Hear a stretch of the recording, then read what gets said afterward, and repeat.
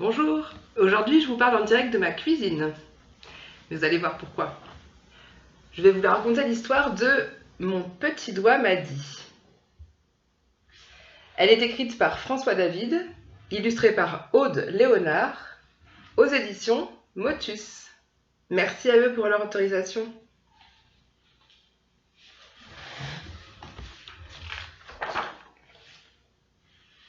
Mon petit doigt m'a dit.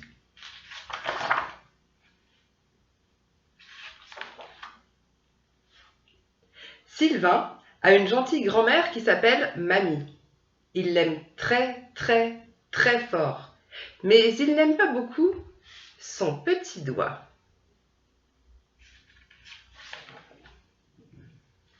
Quand Sylvain est en vacances chez sa grand-mère, elle vient l'embrasser dans son lit et lui confie « Mon petit doigt m'a dit que tu ne t'es pas lavé les dents. » Alors Sylvain est obligé de se relever et comme il ne trouve pas ses pantoufles, il va pieds nus à la salle de bain. Quand il revient dans sa chambre, sa grand-mère lui demande « Est-ce que c'est fait ?»« Oui, mamie. »« Et tu as bien mis du dentifrice ?»« Oui, mamie. »« Et tu as bien frotté partout comme il faut, comme t'a montré le dentiste ?»« Oui, mamie. »« Et tu t'es bien rincé la bouche ?»« Oui, mamie. »« J'espère que tu as mis tes pantoufles pour aller à la salle de bain. »« Oui, mamie. »« Pourtant, mon petit doigt me dit que tu y es allé pieds nus. » Sylvain pense alors « Oh, ce sacré petit doigt, comment peut-il tout savoir comme ça ?» Même lorsque Sylvain est seul dans sa chambre, on dirait que le petit doigt de sa grand-mère le voit.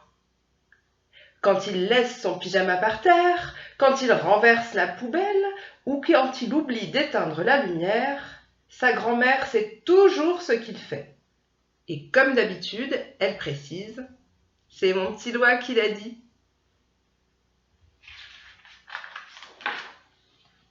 Le petit doigt de Sylvain, c'est curieux, ne lui parle jamais. Il a beau lui demander « Petit doigt, dis-moi où est mamie ?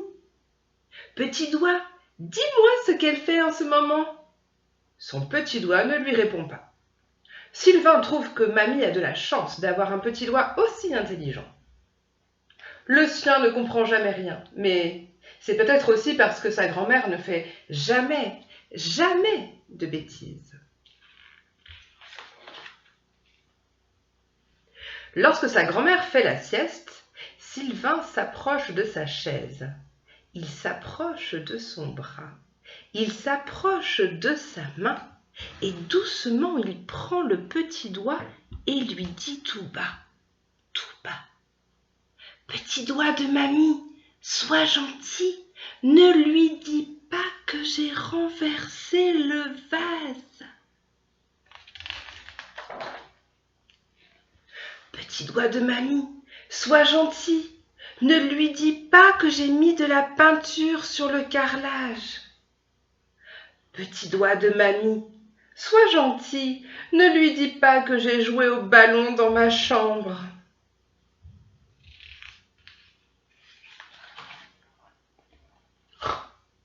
Soudain, sa grand-mère se réveille et demande ce qui se passe.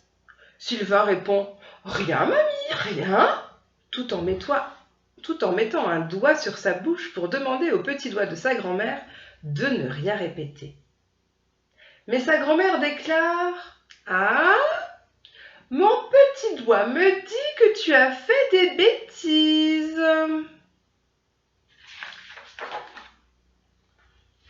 Son petit doigt, toujours son petit doigt.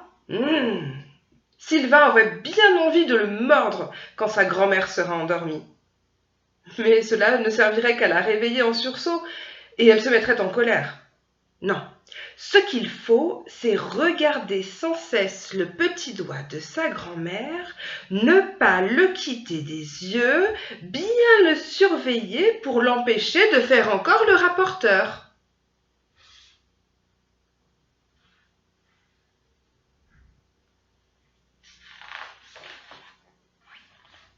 Mais aujourd'hui, Sylvain a l'impression que le petit doigt de mamie fait une drôle de tête. Il tourne et remue comme s'il voulait faire comprendre quelque chose. Et tout à coup, Sylvain entend le petit doigt de sa grand-mère qui lui dit « Vite, vite, cours à la cuisine !» Le garçon n'en croit pas ses yeux. Il lève sa tête vers sa grand-mère, mais elle lit un livre et elle a l'air de ne rien entendre. Sylvain demande « Petit doigt de mamie, qu'est-ce que tu me veux ?» Mais le petit doigt répète « oh là là, vite, plus vite, cours à la cuisine, je te dis !» Alors Sylvain se précipite à la cuisine. Tout de suite, il aperçoit le lait dans la casserole qui monte. Le lait risque de se répandre dans la cuisine. Sylvain crie aussitôt « Mamie!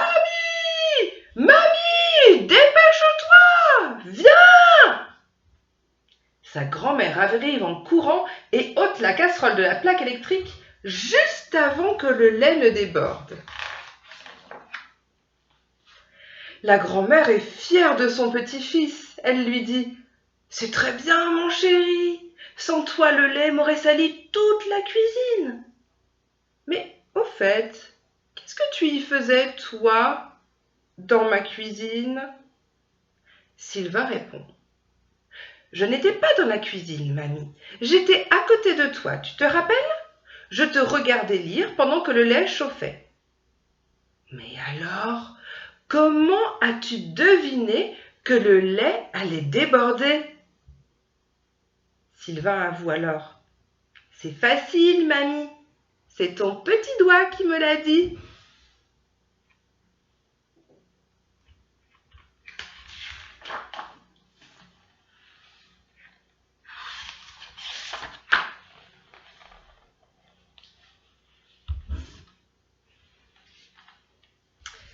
Voilà, c'était le livre de la cuisine.